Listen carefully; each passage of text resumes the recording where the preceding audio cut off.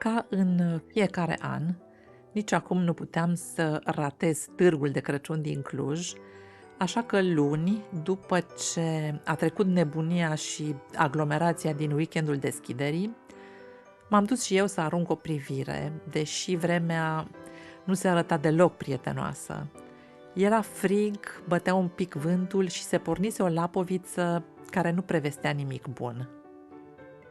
Dar oricât de urât ar fi afară sau oricât de trist și abătut ar fi cineva, nu că aș fi fost eu tristă, dar parcă nimic din grijile lumești nu mai contează odată ce ai trecut pragul unui târg de Crăciun. Aceasta este una dintre intrări, toate cele 3 intrări cred că sunt în jurul Bisericii Sfântul Mihail, unde a fost organizat anul acesta principalul târg de Crăciun din Cluj, pentru că mai este unul, târg de iarnă parcă se numește acela, pe platoul Sălii Sporturilor. Primele reacții după deschiderea târgului, reacții apărute în online, au fost legate de faptul că prețurile sunt foarte mari, însă organizarea este perfectă și nici nu ar avea cum să fie altfel, pentru că organizatorul acestui târg este aceeași firmă care face și festivalul Untold, deci o firmă cu experiență în domeniu. Un vin fiert 15 lei, un ceai rece 12 lei, cine ar vrea să bea ceai rece pe frigul ăsta nu știu, iar prima gheretă care mi-a ieșit în cale m-a dus cu gândul mai degrabă la Mediterană și la vacanțele de vară, cu atâta albastru pentru magneții de frigider și celelalte obiecte decorative. Aici e căsuța lui Morico, vinde cârteș colaci de dimineață, unul cu nucă, cu cocos, cu caramel sau scorțișoară costă 25 de lei și, surprinzător, cel cu zmeură e cel mai scump, 30. Cozonaci de post încă nu are. Fiecare căsuță are un nume, aceasta se numește Ciocolandia și vinde dulciuri și cu zahăr și fără zahăr, iar plăcintele astea arată chiar foarte, foarte bine. Și la fel toate celelalte prăjituri. Târgul de Crăciun, așa cum îl vedem noi acum, este un obicei de origine germană, care datează din Evul Mediu, însă abia în secolul 20 aceste târguri iau un specific cu adevărat de Crăciun, ca parte integrantă a perioadei de Advent, perioadă care este sărbată de Biserica Catolică și bisericile protestante, obicei pe care l-am preluat și noi pentru că este un obicei frumos și care aduce oamenii mai aproape unii de alții. Cred, deși nu sunt 100% sigură, că roata panoramică este aceeași care astă vară a fost instalată la Electric Castle, iar un bilet aici costă acum 20 de lei pentru 3 minute, indiferent de vârstă. Căsuța Tradiria. Nu toate numele sunt inspirat alese. Cele mai aglomerate sunt căsuțele unde se vând produse tradiționale din carne și lactate. Doar acolo am văzut cumpărători și chiar coadă. Dar poate și momentul zilei este mai potrivit pentru astfel de cumpărături. Acum este ora prânzului și cu siguranță seara este aglomerație mai mare la vinul fiert sau alte băuturi care însoțesc o poveste cu prietenii.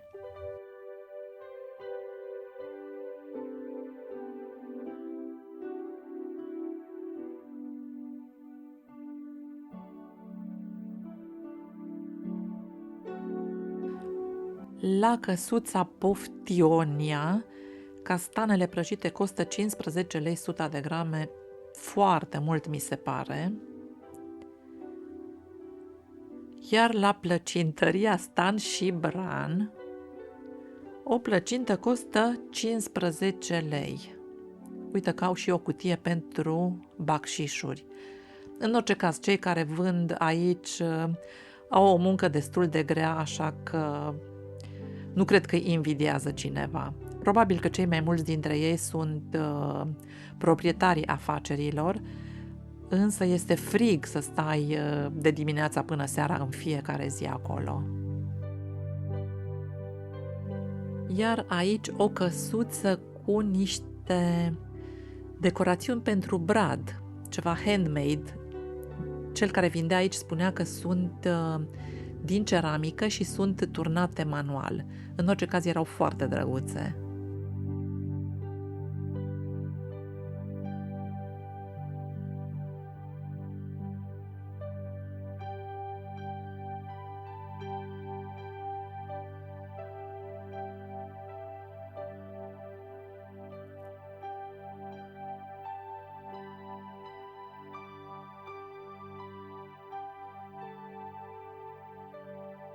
În mod obișnuit, un târg de Crăciun, în toate orașele, se amenajează în locuri publice cât mai cunoscute și deseori în apropierea unui obiectiv turistic important și în orice caz în zone pietonale foarte populate.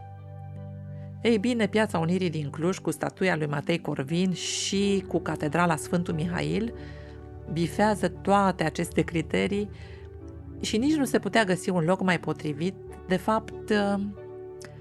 fapt aici este kilometru zero al orașului, al Clujului și practic acesta este simbolul orașului. Piața Unirii.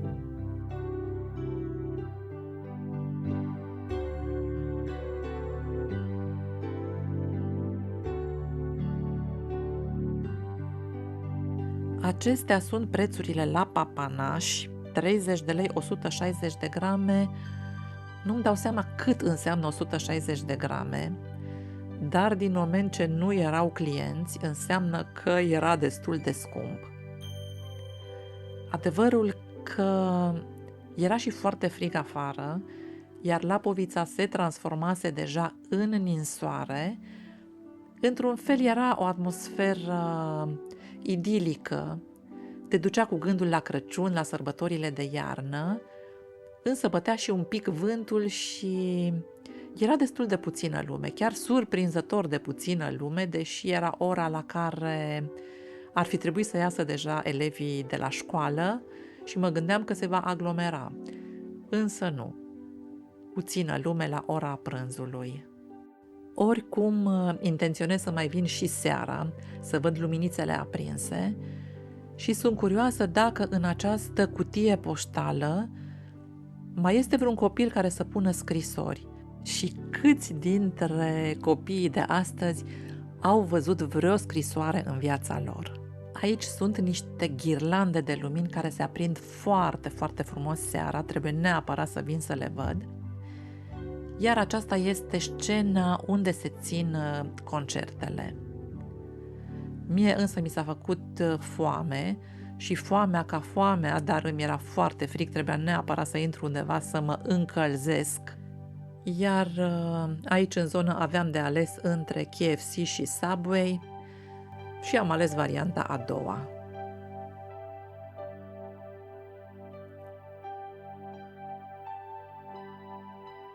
De fiecare dată când vin la Subway îmi place să stau în același loc, dacă e liber, și de obicei e liber pentru că rar se întâmplă să fie aglomerat, adică aici, în vitrină, ca să văd tot ceea ce se întâmplă pe stradă.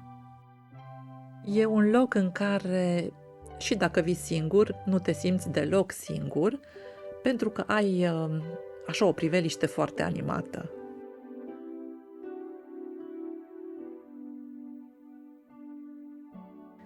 Am stat vreo jumătate de oră la Subway și m-am bucurat de ninsoarea frumoasă de afară, eu fiind însă la căldurică, iar apoi m-am întors la târg, era să spun piață, unde urma să mă întâlnesc cu Ramona, nora mea. De fapt, nici nu cred că era mare greșeală dacă spuneam piață, pentru că în jurul catedralei, timp de sute de ani, aici a fost piața Clujului și după cum se vede, după cum ați văzut în poză, peisajul este ușor recognoscibil.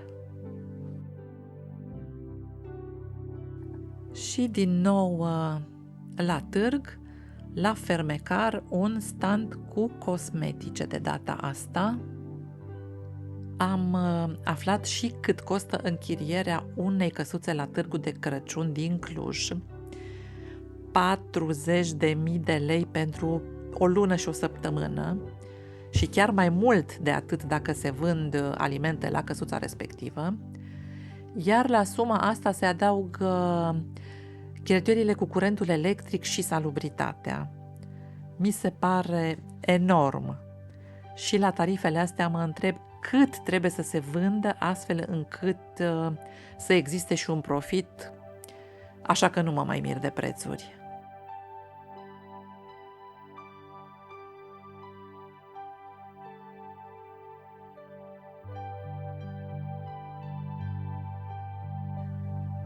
Am mai făcut apoi împreună cu Ramona o tură de piață, de târg, să vadă și ea căsuțele, dulciria